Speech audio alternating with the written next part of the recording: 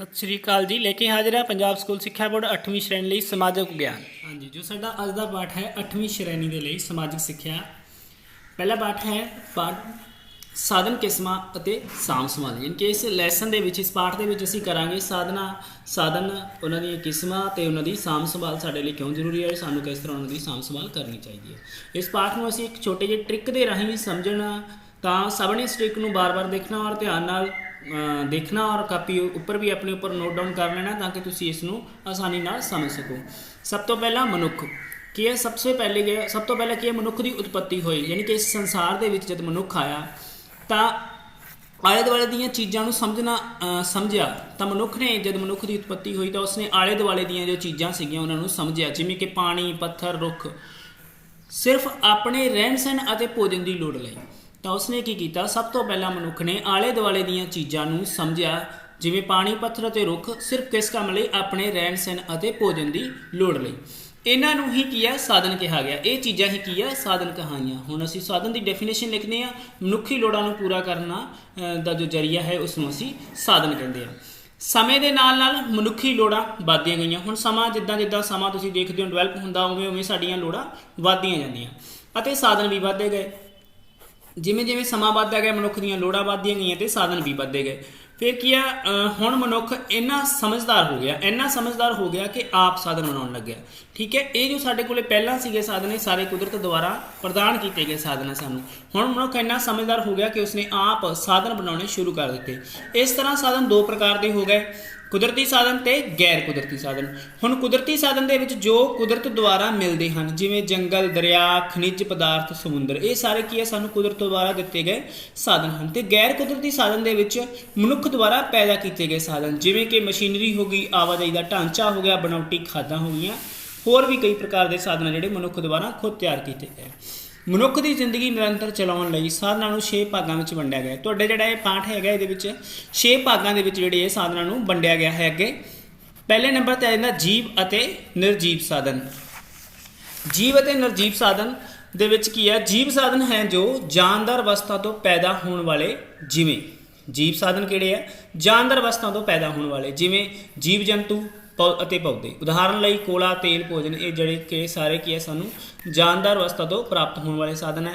निर्जीव जिन्हां च जान नहीं हुंदी, जो कुदरत तो मिलन, जिवें खनिज पदार्थ हो गए, सूरज, पानी आदि, ये किहड़े है सारे की है निर्जीव साधन है। विकसित साधन अते संभावित साधन। हुण विकसित साधन ते संभावित साधन किहड़े है? नंबर 2 पर विकसित साधन ते संभावित। विकसित साधन जो देश के विकास में सहायता करन। विकसित तो इत्थों ही ला लेना, विकसित तो यानी कि विकास। ठीक है, विकास में सहायता करन। जिवें विकास में सहायता किद्दां हो सकती है, साडी जदों आर्थिक उन्नति होगी, तो आर्थिक उन्नति दे विच यानी कि देश कोले वध तों वध पैसा होगा, तो ये किहड़े साधन आ? सोना, चांदी, कोला अते पैट्रोलीयम आदि। देखो इन्हां सारे दा वपार हुंदा साडे देश दे विच, तां साडे देश दी जिहड़ी आर्थिक उन्नति हुंदी है, इसलिए की है विकसित साधन आ। संभावित साधन, जो साधन मौजूद हैं पर उन्हों की वरतों नहीं होंदी। ठीक है, कुछ साधन इस तरह के जोड़े मौजूद है पर उन्होंने वरतों नहीं होंदी, जिमें पहाड़ों तो नदियों तो डिगदा पानी। पर यह गल इत्थे ध्यान देने वाली एक गल यह नोट लिखा होया, पर जदों इन्हां नदियों तो पानी तो बिजली पैदा की जाती है, उसनूं विकसित साधन कहा जाता है।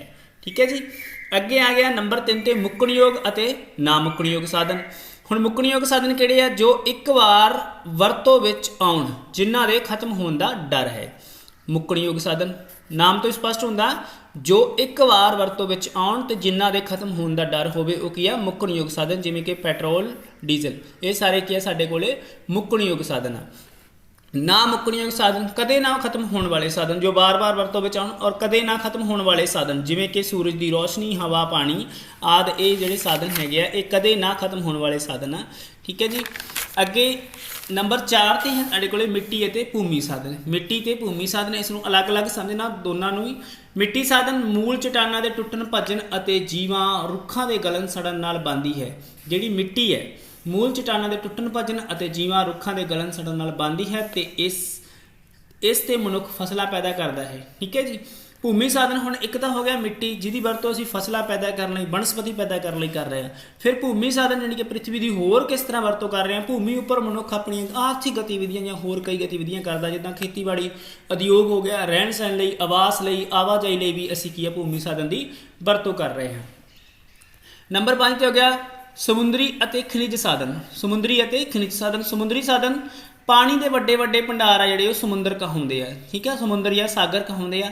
ਇਹਨਾਂ ਤੋਂ ਸਾਨੂੰ ਖਣਿਜ ਪਦਾਰਥ ਅਤੇ ਜੈਵਿਕ ਅਤੇ ਸ਼ਕਤੀਸ਼ਾਲੀ ਸਾਧਨ ਪ੍ਰਾਪਤ ਹੁੰਦੇ ਹਨ, ਜਿਵੇਂ ਘੋਗੇ, ਮੋਤੀ, ਸਿੱਪੀਆਂ। ਇਹ ਜਿਹੜੇ ਸਾਰੇ ਕੀ ਆ ਹੀਰੇ ਜਵਾਹਰਾਤ ਸਾਨੂੰ ਸਮੁੰਦਰ ਦੇ ਵਿੱਚੋਂ ਪ੍ਰਾਪਤ ਹੋਣ ਵਾਲੇ ਆ। ਮੋਤੀ, ਘੋਗੇ, ਸਿੱਪੀਆਂ ਤੁਸੀਂ ਦੇਖਿਆ ਹੀ ਹੋਣਾ, ਇਹਨਾਂ ਦਾ ਵੀ ਬਹੁਤ ਜ਼ਿਆਦਾ ਕਾਰੋਬਾਰ ਹੁੰਦਾ ਸਾਡੇ ਦੇਸ਼ ਦੇ ਵਿੱਚ।